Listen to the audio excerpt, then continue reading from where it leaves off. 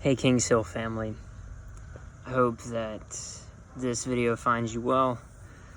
I hope you were able to enjoy some of the amazing sunshine that was in Boston today. My heart has been very heavy over the past few days, and I probably speak for the majority of us when I say that. On top of everything happening with COVID, we are given a reminder of the long history our country has had with police brutality. And I think the phrase that I've seen is that it's opened wounds that have never been fully healed. And I just want to take some time to speak to those of us who are in the majority culture in our church. Let me take a step back. Honestly, if you look at our church, one of the reasons I'm very thankful for the work God has done at Kings Hill is that we have diversity.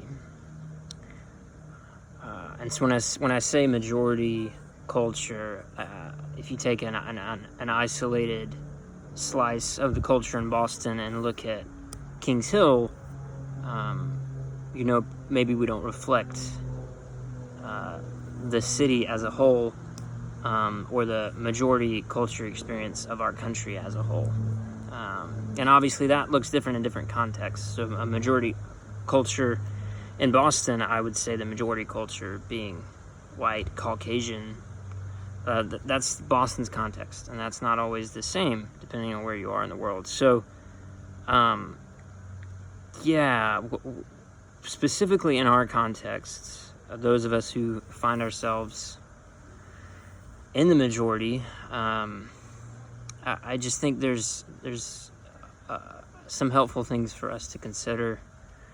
And the word that just keeps surfacing in my mind when I think about issues of race, issues of injustice, issues of bias and prejudice and supremacy, when I think about the majority culture's response, so those of us, just being honest, those of us who look like me, how we respond, I just think about the word humility.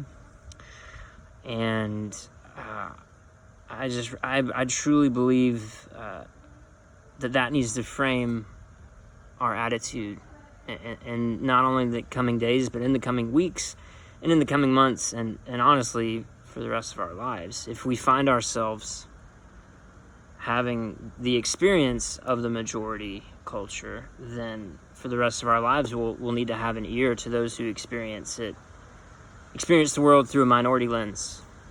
And so when I look at the Bible and the humility that we're called to have as believers, just a couple passages that come to my mind: Philippians 2, where it talks about how Jesus, even though he was equal with God, did not count that as a thing to be used for his own advantage, but he humbled himself to the point of death, even death on a cross. And I think about passages like 1 Corinthians 13. It's not speaking about humility, it's speaking about love, but it says love does not insist in its own way.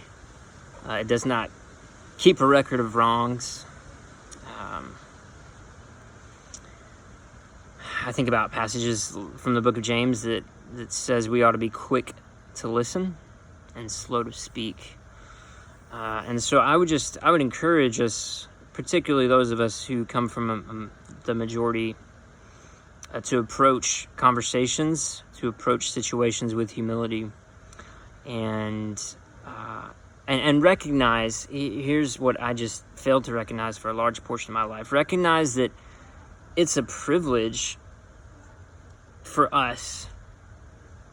It is privilege that we can opt out of these conversations, right? So because we exist in the majority culture, we can choose, who to kind of insulate ourselves and not really address some of these more pressing issues. And I believe that when we look at how Jesus lived his life, we're not really given that option.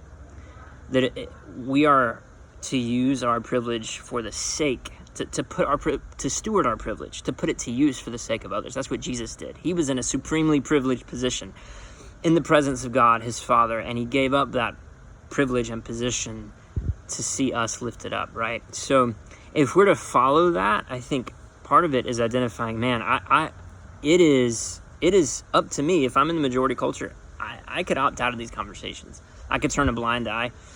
But how unloving is that to our brothers and sisters who don't have that option, who have to have these conversations because of the color of their skin or because of their background or because of where they come from, right? And so Christian humility right now says, I will enter the conversation. I will listen. I will admit that I don't know everything and I have a lot to learn. And so, I just think that kind of Christ-centered thinking, which is really no different than how we should be acting anyway, right? But maybe it for the first time, our cultural lens is being challenged. And so I just would speak that word of humility to all of us, that for those of us in particular who have a lot of listening to do, we've got to look at the example that Jesus has set before us.